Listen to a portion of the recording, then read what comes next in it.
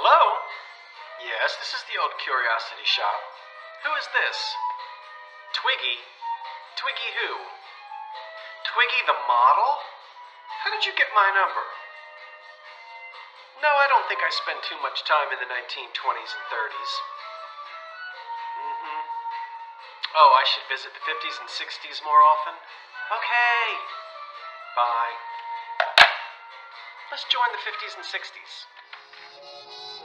There's an old curiosity shop. Every once in a while I go by there for the fond recollections that lie there in that old curiosity shop. Welcome back to the old curiosity shop, everyone. I'm Scott. We're not going anywhere near the era of FDR. We're hanging out in the 1950s and 60s today. So go and grab your go-go boots or your bouffant hairdo wig, and let's see what wonderful items I have found just for you. Now let me put my glasses on. And yes, they had these in the 1950s. It's called peach luster. And I'm gonna have a sip of something. I hope you can have a sip of something as well. And let's begin. Amazing, amazing. They don't survive in this condition very often. Yeah, I've said that before. Okay, what is it? Well, everybody recognizes an electric frying pan.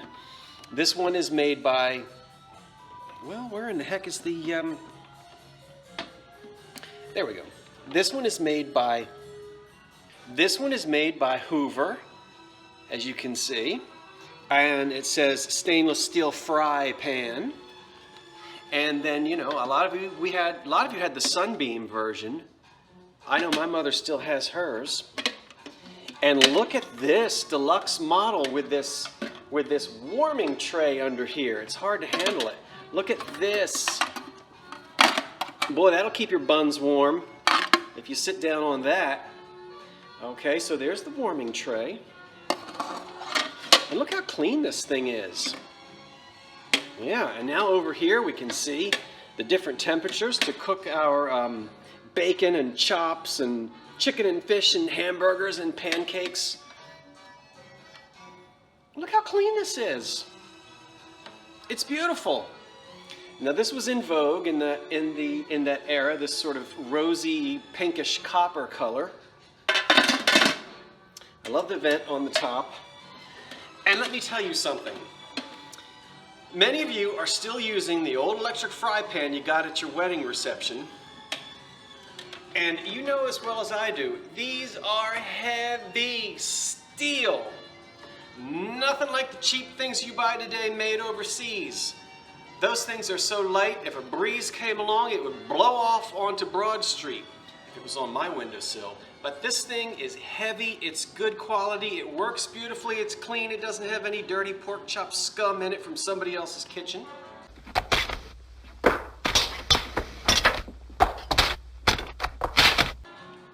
Because I cleaned it, and I cooked something in it, and I ate it. And I'm alive to tell the tale. Here, of course, is the cord, which we can pull right out of there. You guys know this. If you don't have a good quality, old, American-made electric frying pan, you don't know what you're missing. Now, this one could be yours. And I just want to say again, that all of the appliances that I sell, I have been thoroughly cleaned, I've used them and drunk from them or eaten from them. I want you to know that. I have sold old electric frying pans before, and if you get one that's in really good condition, it's nice and clean and ready to go, they do pretty well. Now while we're sticking with that wonderful color, this is the only piece I have that I think is not American made, and thanks to our friends in Norway, we have a wonderful little tea kettle here. And it's in that wonderful same rosy pink color, copper, and it has a little rubberized handle here on the top. A little Bakelite knob there. And it's nice and clean. And there's a little bit here. I mean, it's been used. This is from where it's been on the stove and probably banged around in the kitchen cabinets. But it was made in Norway. We can see that on the bottom. And it's just, you know, cute little tea kettle from that, late 50s, early 60s era. And I can't show you now, but I have a coffee pot percolator in this same color that matches this and that frying pan, but the glass percolator top is missing, and I'm waiting to replace that, and then I'll sell it. All right.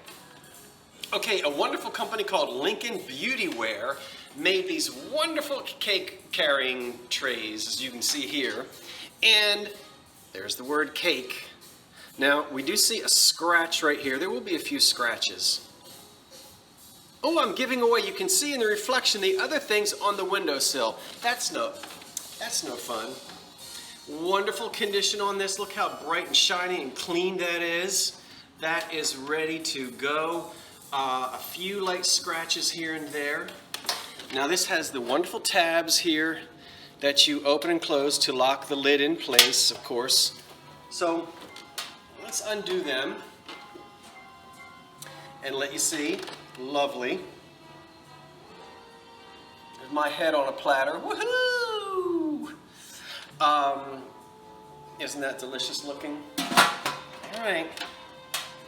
I mean, the next dinner party that you go to and you have to bring dessert, can you imagine the envy when you walk in and your hot cross buns are underneath this? No dents on that. Very, very, very few scratches. Now let's go to the breakfast table, shall we? And let's make some percolated coffee. But wait a minute. Before I show you this coffee pot, do I really actually scrub them and clean them? Let's look and see. Of savoring an apple cider donut from Aldi. And pumpkin cream cheese on a pumpkin bagel from Aldi. Yum. And pumpkin coffee from Aldi. All the new fall foods now available at Aldi sound good, but the savings sound even better. Yes. Told ya. Low prices, every aisle, every day.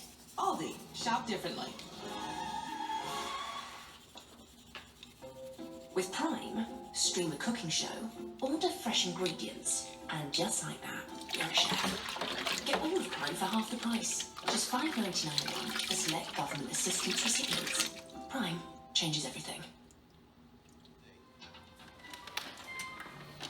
I do that work so that you don't have to. When the coffee pot arrives at your house, you just simply put in cold water. Always start with cold water with a percolator, and you go to town. Now this is the model P14 or P15. Well, I guess I could. This is the model P12, and this is going to date to the mid-50s. And rather than universal, this is a General Electric automatic percolator, and the automatic percolators percolate the coffee. Then the heat is turned down automatically, and your coffee stays warm. Okay, and you have an option here for the different. Well, what does it say? We can have mild, and then all the way to strong. Okay, and a nice Bakelite bottom. The cord is supple, not dry rotted. This is a fine cord. As I said, I made the coffee. I think this makes 12 cups. I think every line here is indicates like 2 cups, something like that. And just look at how clean this is, how clean the basket is, how clean the inside is. Look at this. You can go out maybe to a yard sale, garage sale, flea market or something and pick one up for not a whole lot of money. But this has been thoroughly cleaned and tested. And it makes pretty good coffee. And this will last you for the rest of your life, for the rest of your coffee drinking life. Now, we're still on the breakfast table. Hold on, don't go anywhere. I'm coming right back. Now, who remembers these on the kitchen counter? Underneath of this linen cozy is a wonderful toaster, but you're buying the toaster without the cozy. I'm going to sell that separately, only because some people, if I include this with the toaster, they might not really want this, and I don't want them to throw it away. So this is going to be offered in a separate auction. But I believe that this has been on top of this toaster for its lifetime because I bought them together out of a home. And it does need to be cleaned. We have a nice little colonial woman on the front in a skirt. I mean in a dress, you know. And I didn't attempt to clean this at all, but it really does need to be cleaned. Soak it in something because it's pretty stained. Okay, so that's in one auction, but underneath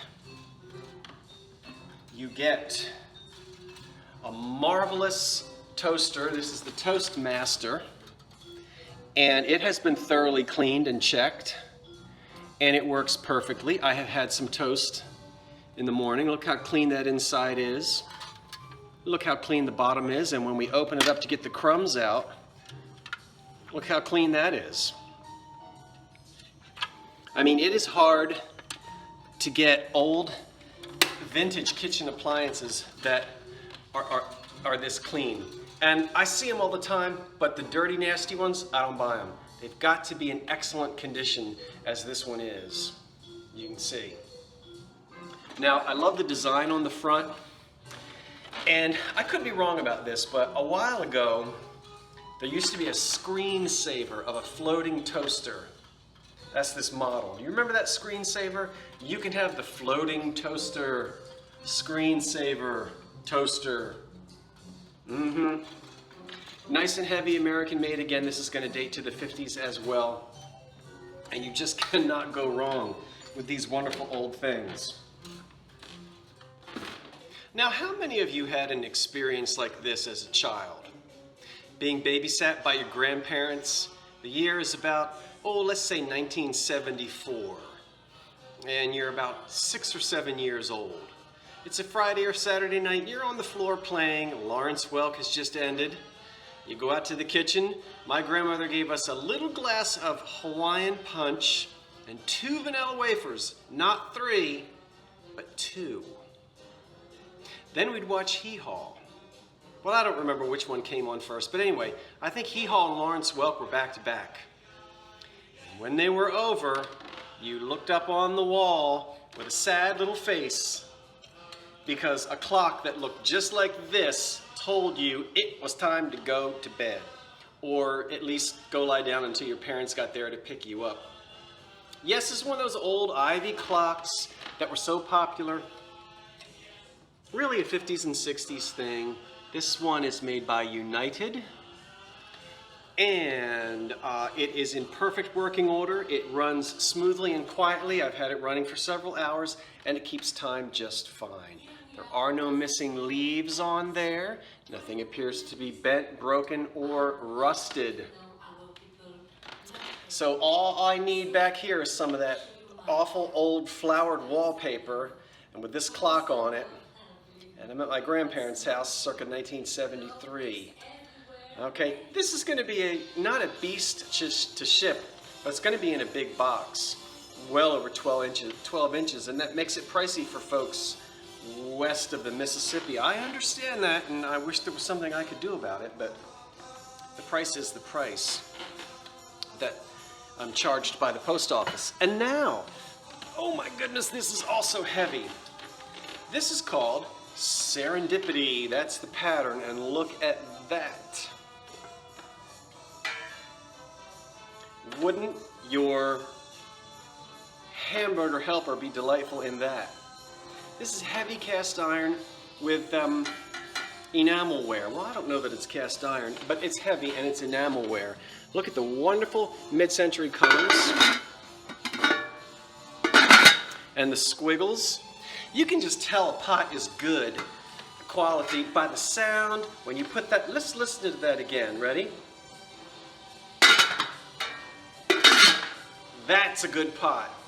And this one could be yours. The pattern is called Serendipity, and you can start a whole collection of these. And this is the kind of thing, if I had a mid-century kitchen, this would be sitting out on my stove at all times, just because of its attractiveness. I might even keep my loose change in my wallet in there. Oh, but don't forget that it's in there before you turn on preheat on the stove. Okay. Just a few more things and we're finished with Mid-Century Fantastic. And I want you to let me know, are you enjoying Mid-Century Fantastic? Now, you know I spend most of my time in the 1920s, 30s, and 40s, and I'm trying my best to keep my eyes open and to train my eye for more of this mid-century stuff. So if you like it, I'll continue to bring it to you. I have some tumblers and then a lamp you're gonna love. Let's look at the tumblers first.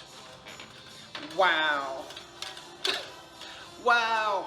Now, you say, ooh, that looks kind of Art Deco, maybe 30s. Well, actually, this was made into the somewhere into the 50s, maybe even early 60s.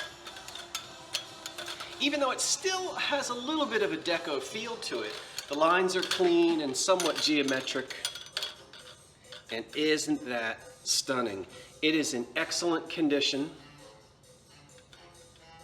We have 6 tumblers down in their chromium plated or stainless steel, I don't know which it is, cork lined bases, which I'll show you how that works in a minute, and the carrying case.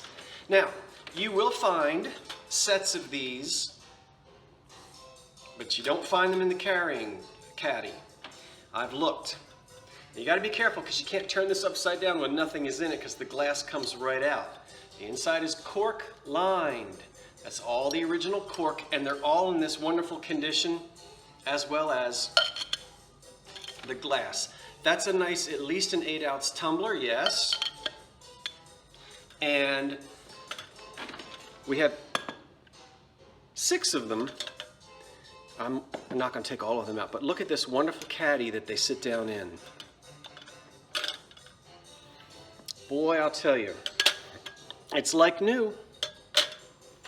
So once again, mid-century, this is brilliant. It's wonderful. Oh my goodness, all this chrome, I don't even need a spotlight. Okay, the last thing I want to show you, I'm going to have to plug in. I think I can plug it in. I'm unplugging something down here. Look at this lamp. Now, this lamp I bought when the crowd was here in Philly a couple weeks ago. David and Tammy and Vinny and Dee.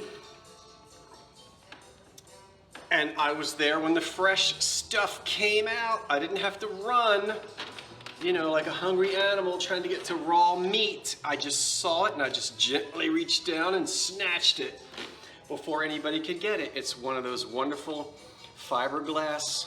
Really, it could be a TV lamp if you'd like it to be. And just a little wrinkle here, but nothing is ripped or broken or torn. This is all the original binding around the top. Some of the black paint is coming off of these almost boomerang looking legs, which you could repaint. Wouldn't hurt it at all, really, to touch up that rust. And I would actually do that. If I were keeping this, I'd repaint these black. I don't think it hurts the value at all. And look at that. Even look at that socket up in there. I love it. It's all original. And there aren't any rips or tears in this. And as you can see, it's a beautiful green color. Now, what you don't want to do is put too bright a light bulb in here. And I only have a 25-watt light bulb in here. But it's clear, it's not a white bulb, and that's actually a little too bright, and it looks brighter in the video than it actually is in person. It's really not quite that bright. But this is for accent lighting. Do not go above, I've seen so many times, and you have too, really bright light bulbs. So much heat, they can burn, stain the inside of these shades, and that has not happened to this one. All right? So, wonderful, absolutely wonderful. Delighted to have found this when everyone was shopping together. I went quickly, I think, because I had so many things to show you. And I think that covers it. Everything that you saw in tonight's video is available right now in the Old Curiosity Shop. The link is in the description box below. Let me know, more mid-century? Okay, if you want it, but don't worry, I'm not turning my back on the 1920s and 30s or 40s, because that's my favorite era. Thanks for watching, everyone. Now, why don't you go and watch some reruns of Family Affair? Remember Mrs. Beasley? That's it, I'm Scott from the Old Curiosity Shop saying thanks for watching, and so long for now. You've been a messin' where you shouldn't have been a messin'.